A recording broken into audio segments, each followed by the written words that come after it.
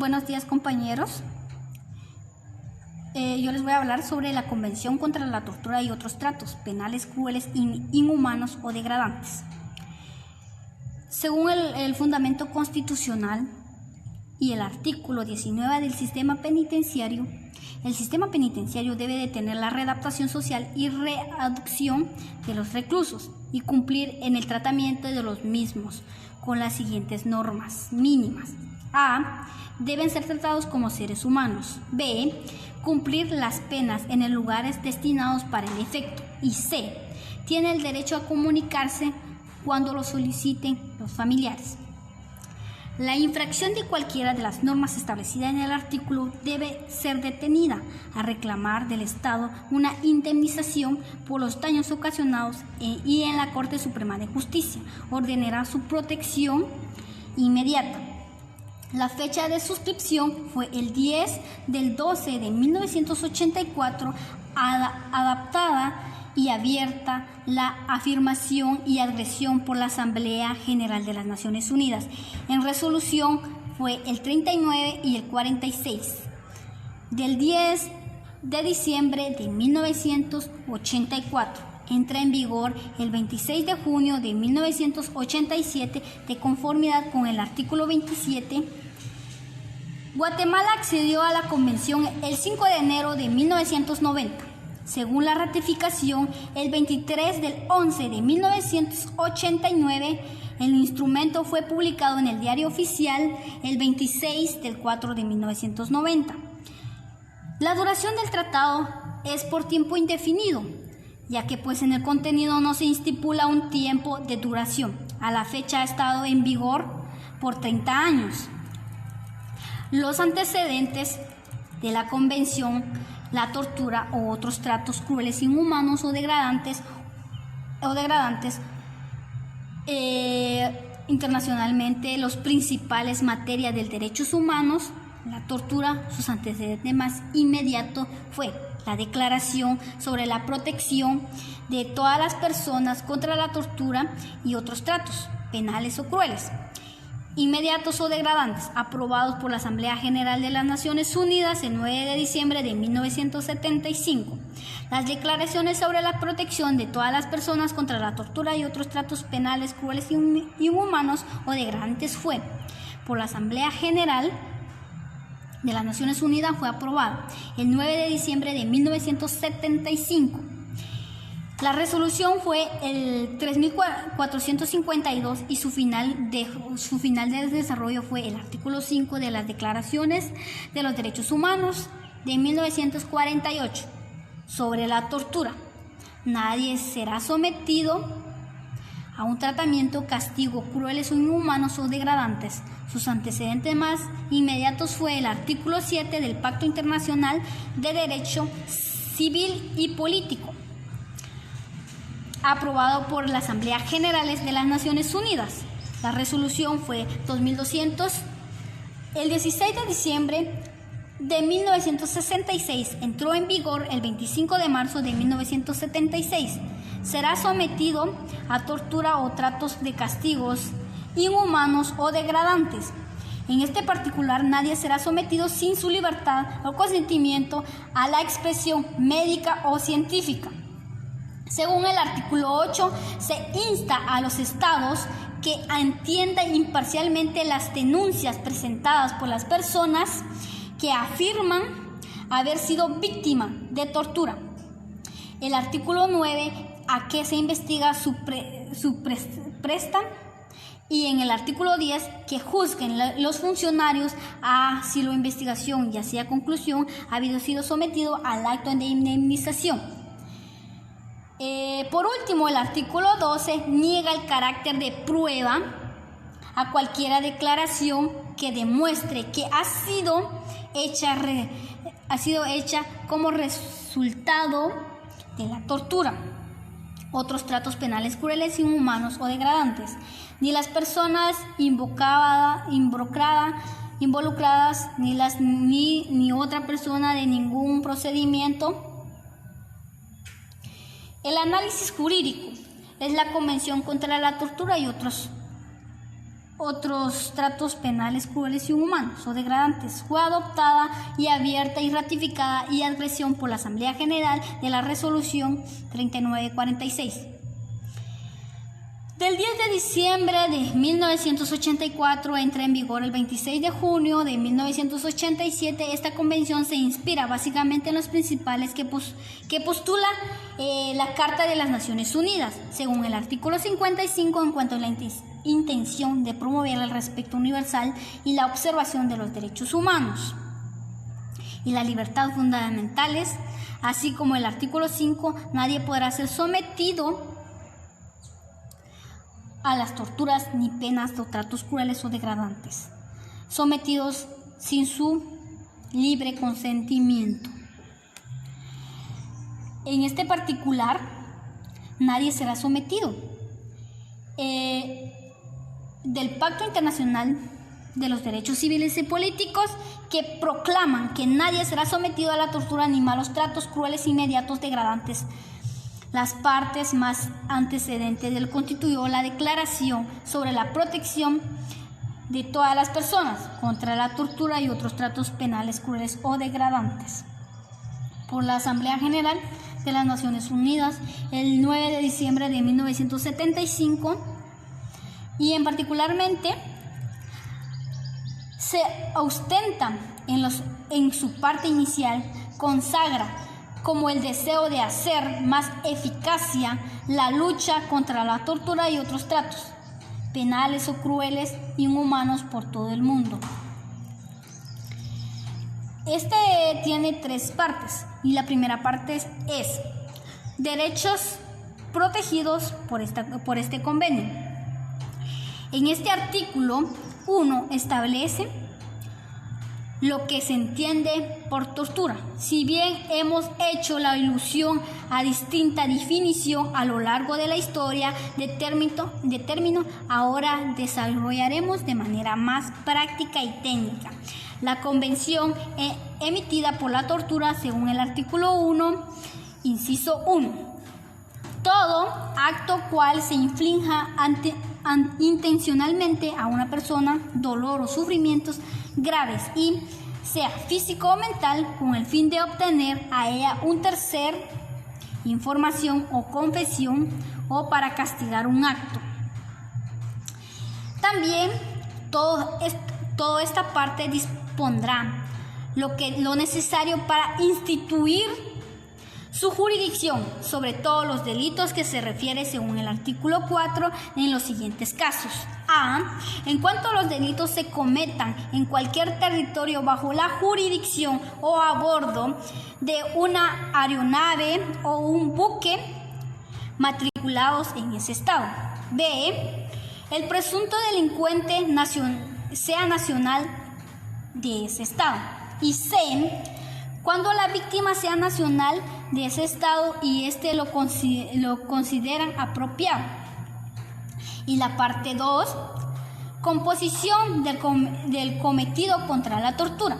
El comité contra la tortura está compuesto de 10 expertos elegidos en un periodo de 4 años. Según el artículo 17, el comité elegirá su mesa con formación interna compuesta por presidencia, vicepresidencia y secretaría por un periodo de 2 años, y establecidos su propio reglamento, la decisión de comité se tomará por mayor de votos. Según el artículo 18, los estados de la parte presentará al comité por conducta del secretario general de las Naciones Unidas los informes relacionados al convenio. El secretario general de las Naciones Unidas transmitirá los informes a todos los estados de partes. Todo informe será examinado por el comité, el cualquier podrá hacer un comentario oportuno y los transmitirá a los estados que puedan responder, según el artículo 19.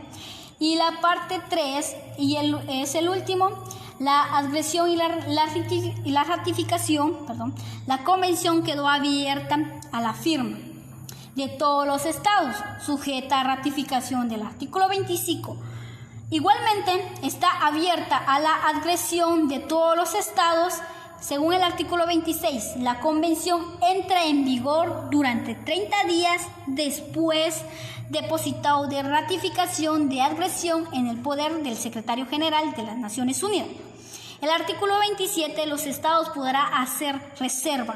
Se reconoce la competencia del comité según establece el artículo 20 y el artículo 27, numeral 1. Todo estado parte que haya formulado una reserva podrá dejar sin efecto esta reserva en cualquier momento mediante notificación del Secretario General de las Naciones Unidas. Según el artículo 28, todo estado podrá proponer enmienda de la convención. Toda enmienda adoptada por lo que proponen la mayoría de los estados, de partes sometidos por el Secretario General de todos los estados, la parte de su aceptación, y toda enmienda adoptada entre en vigor con la notificación del Secretario General de las Naciones Unidas, y entonces será obligada a todos los estados según el artículo 29. Gracias. Un gusto poder saludarles. Voy a compartirles un poco acerca de la Convención sobre los Derechos del Niño, uno de los tratados a nivel internacional más importantes en cuanto a protección integral de la niñez y adolescencia. En ese sentido, primero quisiera abordar el tema del fundamento constitucional que se le da a este tratado internacional. La Constitución Política de la República de Guatemala es del año 1985 y el Tratado Internacional, que es la Convención sobre los Derechos del Niño, es del año 1989. Específicamente fue en fecha 20 de noviembre de 1989 que en el marco de las Naciones Unidas se da la aprobación de este tratado internacional. Entonces tenemos que la Constitución Política es anterior a la Convención sobre los Derechos del Niño. En el artículo 51 nosotros encontramos el artículo 51 de la Constitución, que se nos indica en el epígrafe protección a menores y ancianos, y principalmente se dedica a indicar de que a los menores de edad se les debe de garantizar por parte del Estado la salud, la alimentación y la seguridad social, entre otros. Es ahí donde nosotros encontramos la base fundamental a nivel constitucional para poder darle entrada al derecho interno a la Convención sobre los Derechos del Niño.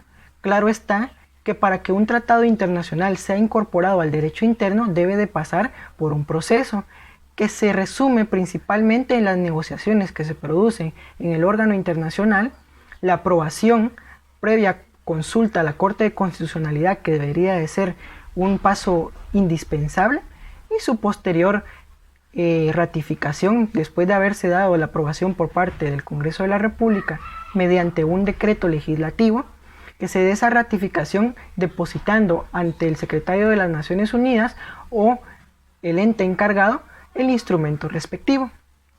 Pero no solamente el artículo 51 constituye un antecedente o un fundamento importante para el tema de la Convención sobre los Derechos del Niño. También tenemos que tomar en cuenta el artículo 46, que habla sobre la preeminencia del derecho internacional cuando se trata de materia de derechos humanos, y también artículos como el 53 y el 54, también de nuestra Carta Magna. Después tenemos el tema de la suscripción y también de la aprobación del convenio, también la ratificación. Son tres conceptos muy distintos. Cuando hablamos de suscripción, tenemos que tomar en cuenta el término firma. En este momento el Estado dice, bueno, leí el contenido de esa convención, me parece, y considero que en algún momento me voy a obligar, pero todavía no, porque debe de pasar por el proceso respectivo a lo interno, es decir, el proceso que ya les había indicado. Entonces esta suscripción para los efectos de Guatemala se produce el 26 de enero de 1990.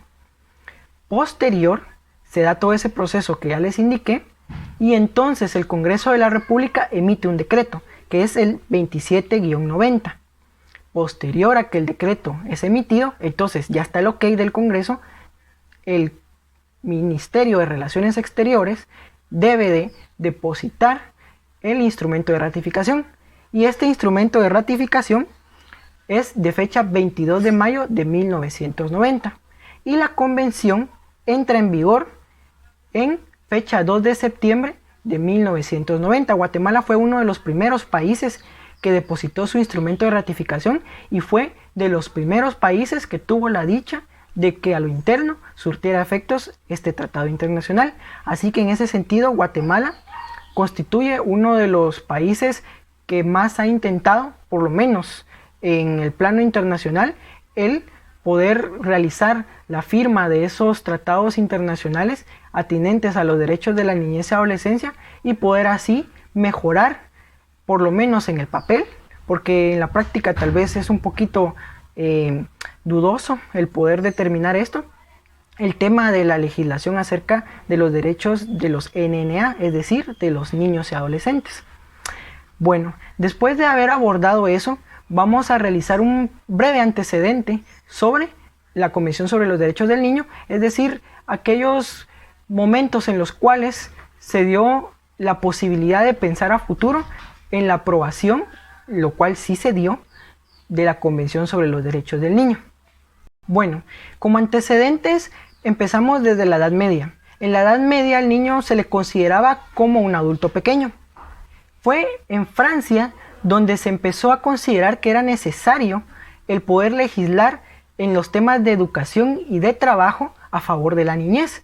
En esos momentos pues no se contaba con normas que pudieran establecer que los niños necesitaban atención, necesitaban cuidados, por lo menos a nivel internacional, y mucho menos a lo interno. Pero es en Francia en donde se dice, bueno, es un grupo que es vulnerable y que necesita de atención especializada y que además necesita de las consideraciones respectivas para poder tender a la protección de sus intereses. Entonces ahí tenemos el primero. Después, ya en el marco internacional, pues en las Naciones Unidas tenemos la Declaración de los Derechos del Niño de 1959, pero anterior a eso, en la Sociedad de Naciones, encontraremos en el año de 1924 la Convención de Ginebra.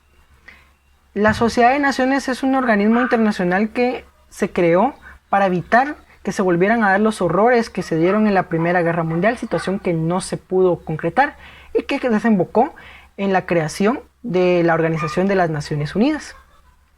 Entonces, esa convención, esa declaración de Ginebra y esa declaración sobre los derechos del niño de 1959 constituyen los antecedentes más próximos que dieron lugar a la creación de la Convención sobre los Derechos del Niño. Y ojo con esto, porque tanto la primera como la segunda no incluían en específico normas que fueran vinculantes. Acá es donde nosotros tenemos que tomar en cuenta los términos declaración y convención. Naciones Unidas nos indica que declaración alude a un tratado internacional que no surte efectos vinculantes, salvo, esto hay que tenerlo muy presente, determinadas circunstancias, como en el caso de la Declaración Universal de los Derechos Humanos, que sí es vinculante, porque producto del derecho consuetudinario ha producido efectos que han obligado a los estados a cumplir con las normas que están establecidas ahí, y dígase también la Carta de las Naciones Unidas. Entonces hay excepciones, pero generalmente una declaración no es vinculante, la convención sí. Entonces la necesidad de contar con un instrumento vinculante y que a su vez estableciera normas generales para aplicarlos en cada estado fueron los dos motivos principales por los cuales se le dio vida a la Convención sobre los Derechos del Niño. Obviamente también existen otros antecedentes, la Declaración Universal de los Derechos Humanos, la Carta de las Naciones Unidas, los pactos internacionales, las famosas reglas de Beijing y las reglas de Brasilia. Son instrumentos internacionales que darían cabida a una exposición de más sesiones y que a consideración propia pues es importante el poderlos conocer por lo menos someramente. Bueno, con el tema de las declaraciones pues ya decía no eran vinculantes. En el caso de la de 1924, es decir la de Ginebra, era muy corta, solo establecía obligaciones más no derechos. Es decir, que los adultos debían proteger a los niños, que debían darles alimentación, salud, etc. Ahora bien, con el tema de la declaración de 1959, pues aquí ya encontramos los derechos del niño a ser alimentado, a la salud, a la educación, a protección especializada, pero seguía sin ser vinculante para los estados. Entonces teníamos los principios, teníamos la inclusión de esos derechos fundamentales para todo niño, niña o adolescente, pero todavía no podíamos obligar a los estados. Es ahí donde entonces ya se formulan en el seno de las Naciones Unidas las negociaciones para poder darle aprobación al proyecto que en un momento fue presentado por el gobierno de Polonia, que fue el que dio el pequeño paso, pero grande para significación internacional, para poder darle vida a la Convención sobre los Derechos del Niño.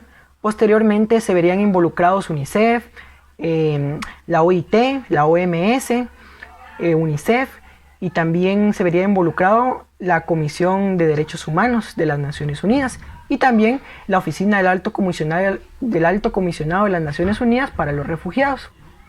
Y entonces es ahí donde ya producto de esos antecedentes breves que les he mencionado, se produce la aprobación el 20 de noviembre de 1989 de la Convención sobre los Derechos del Niño, pretendiendo establecer normas generales aplicables a todos los estados, pero por ser generales atienden a que cada estado a lo interno busque, de conformidad con sus condiciones socioculturales, cuáles son las medidas legislativas y las políticas públicas que mejor se adecúan siempre y cuando se respeten los principios fundamentales que están en la Convención.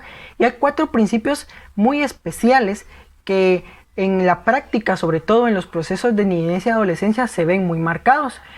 El principio de no discriminación, el de interés superior del niño, el de protección a la vida y el de opinión del niño. El de interés superior y el de opinión del niño son fundamentales y los vamos a ir abordando conforme vayamos avanzando. Bueno, entonces para hacer un análisis breve de lo que es la Convención sobre los Derechos del Niño, vamos a tomar en cuenta primero que tiene 54 artículos y en cuanto también a su estructura tiene 3 partes. La primera, que habla sobre los derechos, obligaciones de los estados hacia los niños para poder atender a sus necesidades. La segunda parte, que nos habla del tema del Comité sobre los Derechos del Niño, y la tercera parte, que nos habla de la entrada en vigor del tratado, las denuncias y también las reservas que se hacen. En cuanto a las reservas, pues el Estado dice, bueno, hay un artículo que considero que no debe de ser aplicado en mi legislación, entonces hago la reserva. Y en cuanto a la denuncia, pues evitar que ese tratado surta efectos a lo interno. Bueno, si nosotros analizamos el preámbulo de la Convención sobre los Derechos del Niño, encontramos varios instrumentos internacionales de los que ya les vengo mencionando. La Declaración de Ginebra, la Declaración de 1959, los pactos internacionales, la Declaración Universal de los Derechos Humanos, las reglas de Beijing. Y son estos instrumentos los que han servido en el preámbulo de la Convención sobre los Derechos del Niño para darle sustento a la creación de este instrumento internacional de carácter vinculante. Lo primero que nos llama la atención al momento de abordar los primeros artículos es el tema de determinar qué se entiende por niño. El artículo 1 ya nos indica que es niño toda persona menor de 18 años de edad. Y es importante esto porque para efectos del decreto 27-2003, que es la Ley de Protección Integral de la Niñez y Adolescencia, tenemos que desde la concepción hasta que cumple 13 años una persona es considerada niño y desde los 13 hasta que cumple 18 es considerada adolescente. Entonces ya tenemos la inclusión de 2 términos, es decir, niño y adolescente, y no solamente los tratamos como menores, término que incluso ha llegado a ser peyorativo. Es decir, si nosotros queremos hablar de esas personas menores de 18 años de edad, debemos hablar de niño o adolescente, o como también se les denomina NNA. Aparte de los principios que ya posteriormente les iré abordando, se han tratado temas en la Convención referentes a darles prioridad al cuidado realizado por los encargados, a la no institucionalización salvo en casos extremos, es decir, no se atenderá a someter al niño a situación de abrigo, sino cuando sea estrictamente necesario, atendiendo, y ojo con esto porque es un principio de los 4 que vamos a abordar, al interés superior del niño.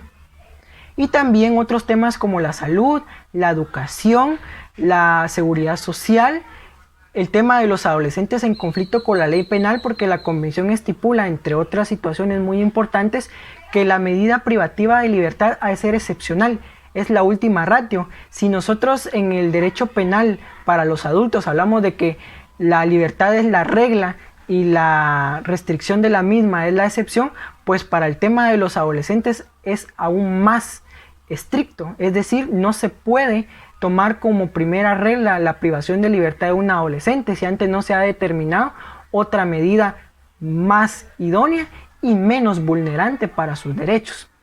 Bueno, el primer principio que vamos a abordar es el de no discriminación, y este se resume en atender a que todos los niños y adolescentes son iguales. No se puede hacer distinción de etnia, de edad, de pertenencia sociocultural. Es decir, la protección abarca a todos, no podemos hacer excepción. Y esto, en el marco de la protección integral de niñez y adolescencia, es muy importante porque nos indica de que las políticas públicas adoptadas por un Estado en cumplimiento de lo que nos dice el convenio no pueden decir, bueno, no le vamos a aplicar las normas a determinado grupo porque consideramos de que no les beneficia o porque consideramos de que, bueno, ellos no necesitan la protección. No se puede realizar en ese sentido.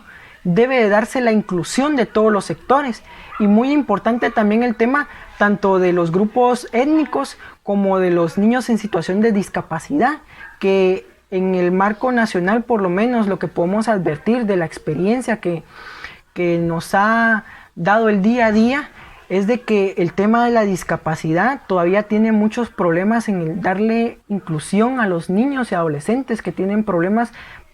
Por darles un ejemplo, de locomoción, de motricidad, no se han adoptado los mecanismos específicos que provean a facilitarles su desenvolvimiento en el día a día. Entonces hay que tener mucha consideración en cuanto a lo que nos estipula la convención, porque está bien, nos indican normas generales y cuestiones que serían aplicables en un Estado, pero qué es lo que el Estado está realizando para poder darle cumplimiento a esas disposiciones. Entonces, principio de no discriminación: todos los niños son iguales, no podemos hacer distinción. Ahora bien, este es un principio para mí el más importante. No podemos decir que hay una graduación o una estratificación entre los principios, pero para mí el que más llama la atención, el que más ha sobresalido, es el tema del interés superior del niño. En los procesos de protección de niñez y adolescencia es el principal principio al que se atiene cuando se trata de resolver en cuanto a las medidas de protección que se dan en el proceso respectivo. El interés superior del niño se resume en que en toda medida, en toda decisión que se vaya a tomar, se atenderá a esas garantías, a esos derechos que le asisten al niño y que van orientados a su bienestar, a su protección, porque al final de cuentas el niño, al ser sujeto de protección jurídica preferente, este es un término, es decir, el de protección jurídica preferente, que ha sido mencionado en otros momentos para efectos del derecho laboral con el indubio properario. Bueno, acá tenemos el interés superior del niño, en donde la protección del niño es fundamental, es decir, siempre se va a atender al bienestar del niño. Cualquier medida, cualquier situación que le afecte, debe de observar todos los principios que están establecidos en la Convención y en los demás instrumentos internacionales que son de protección para los derechos del niño. Ahora bien, para efectos de entender cómo debe de evaluarse el principio de interés superior del niño, es importante tomar en cuenta lo que nos indica el Comité sobre los Derechos del Niño. En una de sus tantas opiniones o informes que ha dado a conocer, nos indica lo siguiente: la opinión del niño, la identidad del niño, el cuidado y protección del mismo, su seguridad, la educación, son elementos que se han de tomar en cuenta para poder evaluar el principio de interés superior del niño, y a su vez también nos da pautas para poder dar la interpretación para poder entender qué se entiende por interés superior del niño, y nos indica de que este principio es flexible, es decir, va a determinarse en función de cada caso específico. En el momento de realizar el abordaje de una situación particular, debe de atenerse a de que cada momento, cada caso es propio, es diferente. No se pueden aplicar las mismas disposiciones para X caso que las aplicadas en el caso Y. Es decir, se debe de formular todo un andamiaje nuevo a partir de esos principios fundamentales para poder atender a las necesidades del niño o adolescente. A su vez también nos indica el comité 8 garantías procesales que deben de ser observadas para preservar el interés superior del niño, a saber, y se la cito, el derecho a expresar su opinión, que existan profesionales calificados y que se evalúe el impacto que va a tener la medida al momento de ser aplicada en el niño. Es decir, no podemos decir, bueno, vamos a tomar X medida, pero ¿cuáles son las consecuencias, ya sea favorables o negativas, que va a repercutir en la esfera del niño?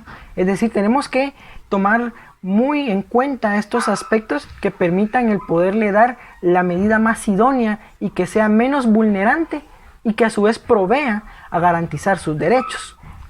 El siguiente principio es el derecho a la vida, al desarrollo y a la supervivencia. El desarrollo no solamente se limita a un buen crecimiento, debe de ser en todas las esferas, tanto cultural como social, económico, etc. Y el derecho a la vida está más que plasmado en la Convención sobre los Derechos del Niño, porque vemos de que prohíbe principalmente la aplicación de la pena de muerte a los menores de 18 años.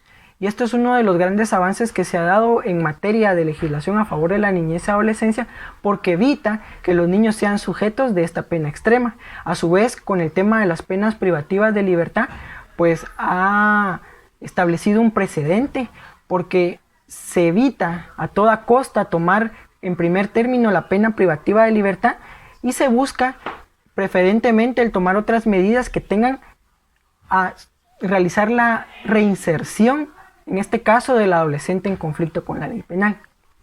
El siguiente principio, y también uno de los más importantes junto con el del interés superior del niño, sin perjuicio de que también los demás puedan tener un papel importante dentro de la protección integral de la niñez y adolescencia, porque cuando se va a adoptar una medida se le debe de dar intervención al niño, niña o adolescente, pero ojo, esta intervención no constituye un momento durante el proceso de adopción de medidas, es decir, bueno, ya terminamos el paso 1, el paso 2 va a ser escuchar al niño. El comité no lo interpreta de esa forma. El comité nos indica de que la opinión del niño debe de ser tomada en cuenta en cada momento del proceso en la adopción de una decisión. Es decir, si en este momento yo voy a tomar una decisión que le atenga a un niño o adolescente, le voy a indicar, bueno, esto es lo que yo necesito, lo que yo voy a pretender aplicar, o esta es la medida que yo te quiero dar a conocer, quiero saber qué es lo que tú opinas. Pero ojo con esto, el niño solamente emite su opinión a través del lenguaje verbal. El comité es de la opinión de que no es así. El niño puede expresarse de varias maneras. Ya dijimos verbalmente, puede hacerlo físicamente, con sus gestos. Cómo viene vestido el niño son aspectos que al ojo que no es analítico pueden pasar desapercibidos, pero son signos que nos dicen mucho acerca del estado del niño. Si viene sucio, si evita tomar contacto visual con la persona con la que está hablando, esas son cuestiones tan pequeñas pero que a la vez dicen mucho y que nos indican de que la comunicación no solamente es verbal. Y además de ello, la opinión del niño no solamente puede ser a través del mismo niño, porque él al momento de decidir, y esto es muy importante, es un derecho el manifestar su opinión, pero no es obligación del niño el darla.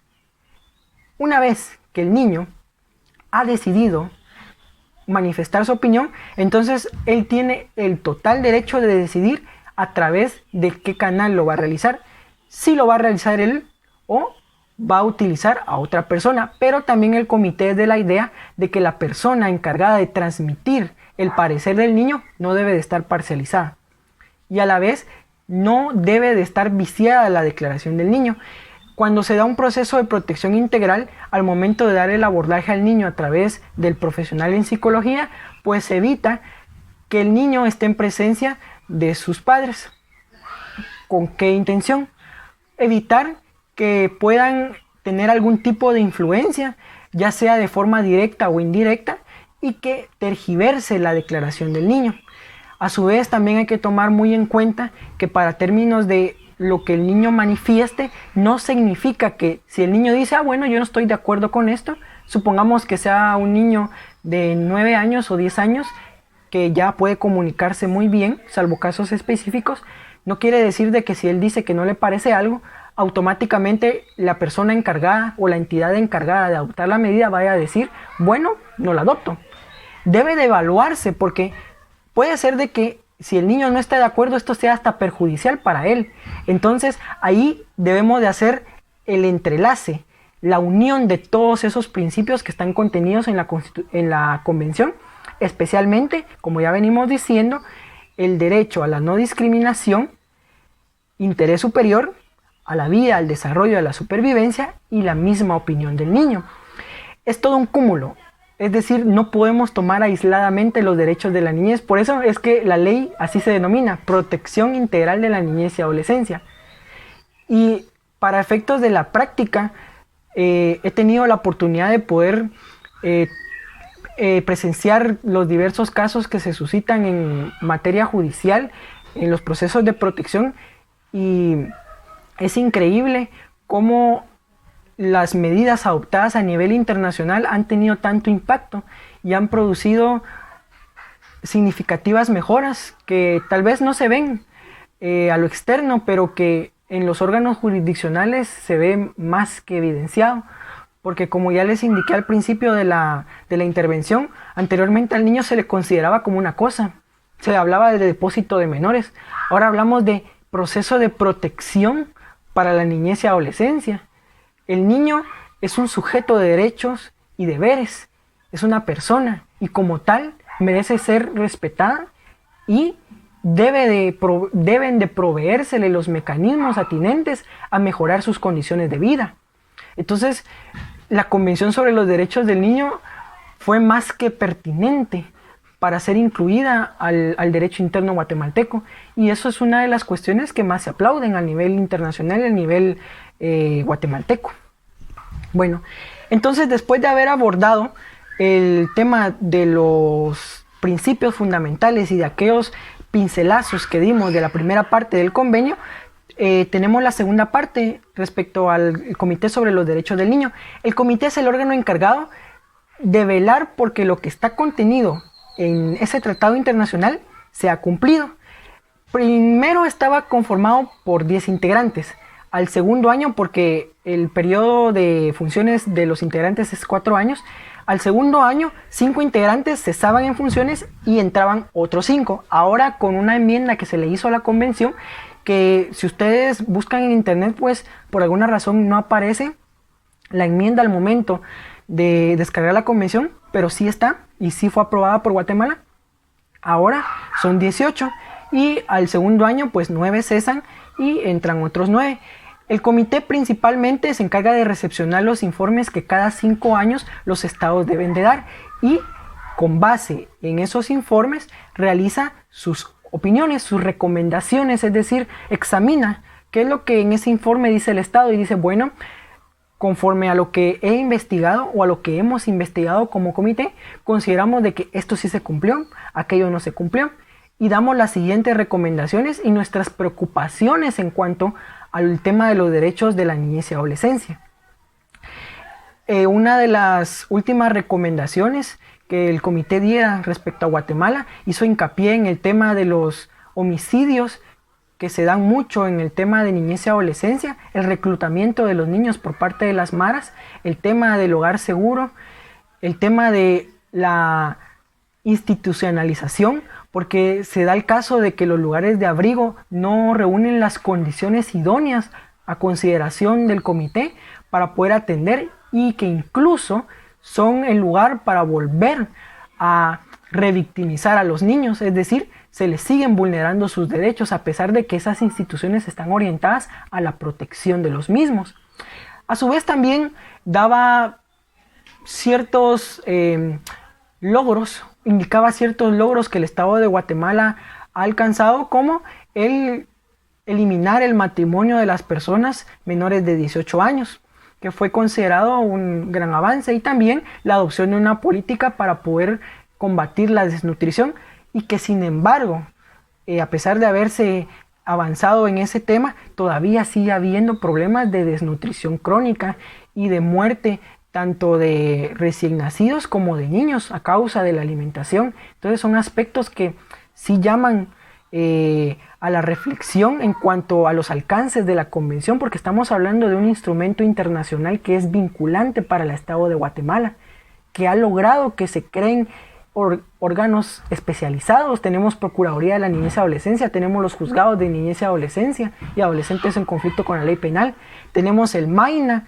los programas orientados a la niñez y adolescencia, a los adolescentes para reinserción en los centros privativos de libertad, pero que todavía existen algunas metas que deben de ser alcanzadas y que paulatinamente deberían de empezarse a formular los mecanismos necesarios para poder atender a estas situaciones. Entonces, ya para terminar, nosotros tenemos unos protocolos facultativos relacionados con la convención, y lo cito: el protocolo facultativo de la convención relativo a la participación de los niños en conflictos armados, denominado OPAC, y también tenemos el relativo a la venta, la prostitución infantil y la utilización de los niños en pornografía, o OPSC, que también ya han sido ratificados por Guatemala. En cuanto al último, el de la pornografía y explotación de los niños,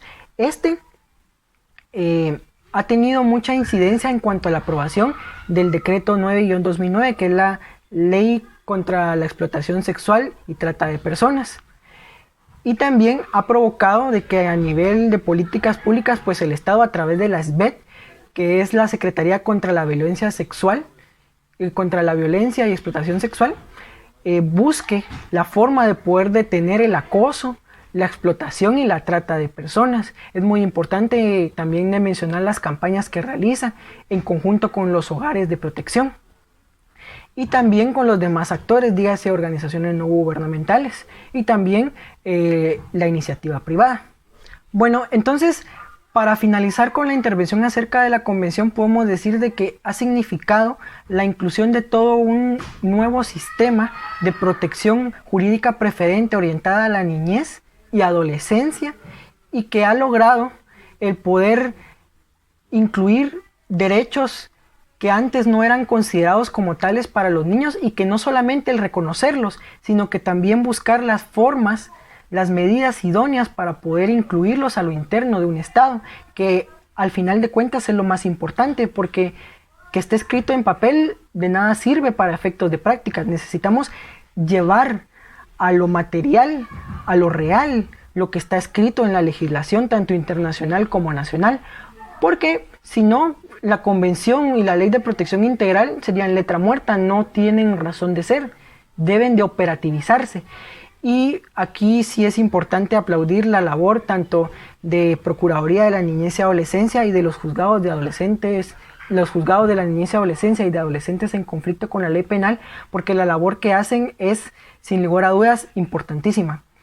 El atender a un sector tan vulnerable y que a la vez constituye el futuro de un país es de suma importancia, y además significa que Guatemala tiene la intención de poder darles prioridad a la situación de estos sectores, y no solamente establecerles sus derechos y decir, bueno, ahí están, ejerzan, cúmplase con lo que dice la ley. Debe de tenerse todo un andamiaje necesario para poder darle cumplimiento a esto. Finalizando con mi intervención, pues hay unas recomendaciones que se hicieron en el trabajo y quiero hacer mención de algunas de ellas.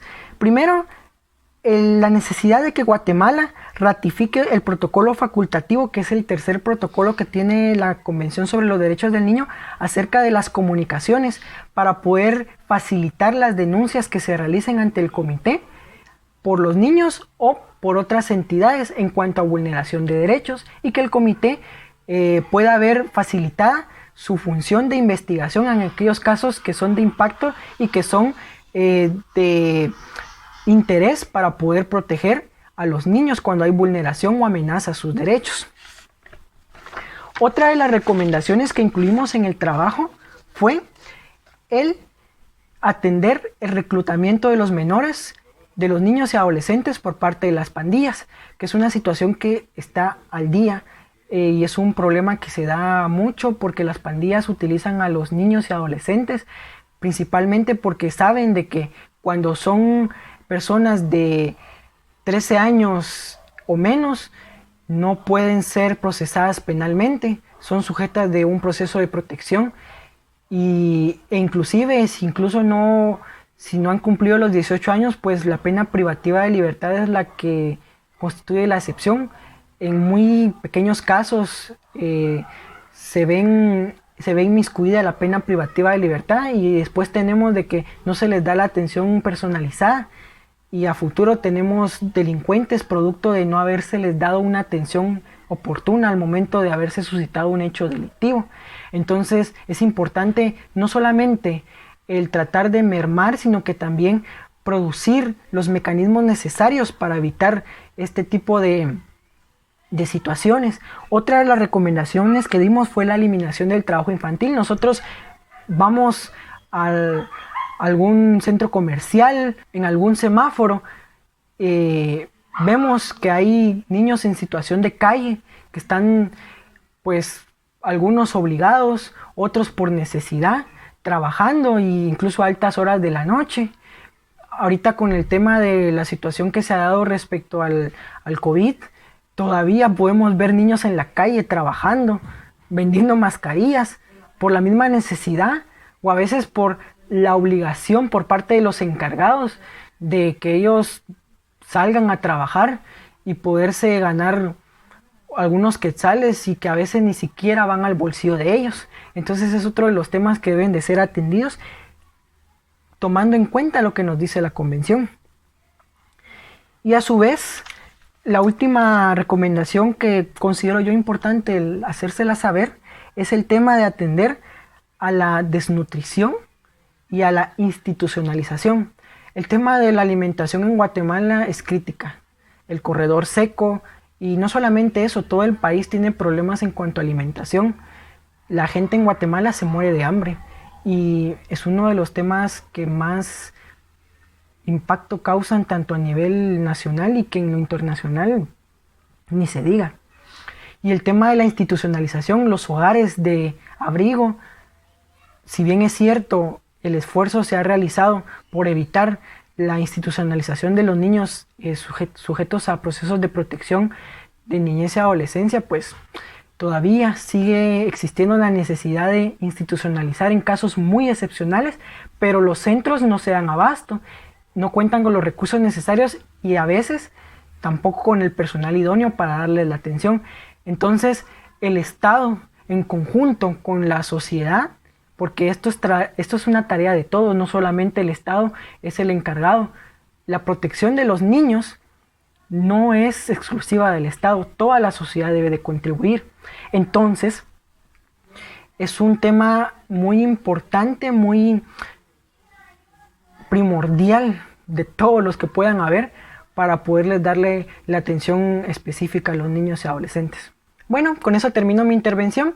Fue un gusto el poderles compartir un poquito de lo que es la Convención sobre los Derechos del Niño. Claro está, hay varias telas de donde cortar. El tema es complejo, es muy extenso.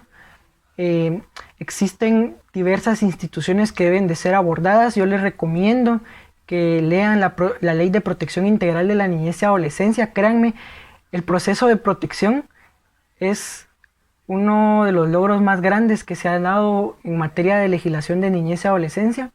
A su vez lean la ley de adopciones, el reglamento de esa ley, los acuerdos de la Corte Suprema de Justicia, el reglamento de juzgados de niñez y adolescencia. Hay temitas muy puntuales en cuanto a la entrevista de los niños, cómo debe de abordarse a un niño al momento de realizar un proceso jurisdiccional, qué gestos, cómo deben de estar vestidas las personas. Todos esos aspectos se abordan y considero que son muy importantes para efectos de una persona que quiera conocer más sobre los aspectos jurídicos, porque al final de cuentas nosotros debemos de tomar siempre pequeñas cosas de cada una de las áreas del derecho, y considero que en materia de niñez y adolescencia no podemos quedarnos rezagados, debemos de investigar.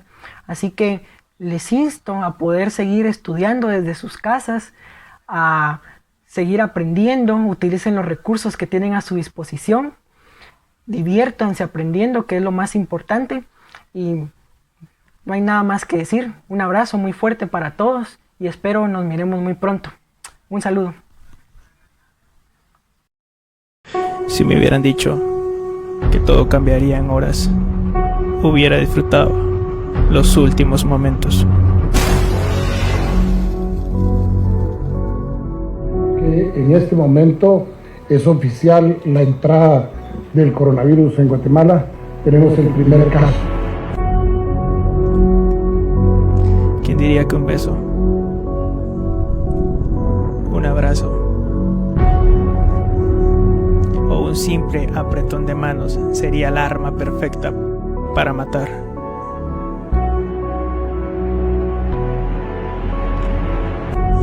Cuando nos damos cuenta qué es lo que pasa afuera, en otros países, sabemos que todo esto no es un juego. Se limita el derecho de libre locomoción conforme las estrictas disposiciones siguientes.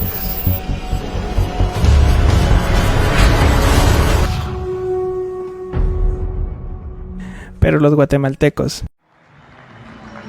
son del otro planeta. ¡Vamos, Guate!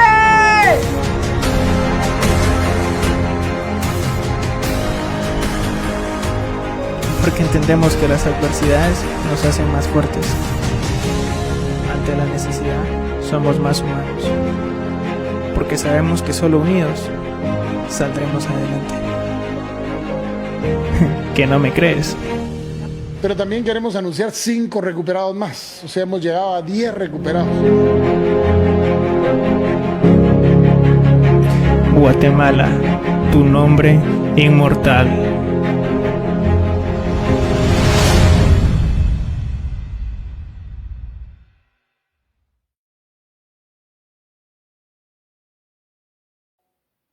Hoy estamos separados. Y aún así, nuestras almas, hoy más que nunca, se encuentran unidas. Es momento de entrelazar nuestros espíritus, de ayudar y apoyar a nuestra comunidad. Tu granito de arena cuenta. No hay crisis que juntos no podamos superar. Y con nuestra unión y esfuerzo, juntos superaremos esta situación. Así que ánimo y muy pronto estaremos otra vez ante el escritorio. Protéjanse y cuídense mucho. Bendiciones.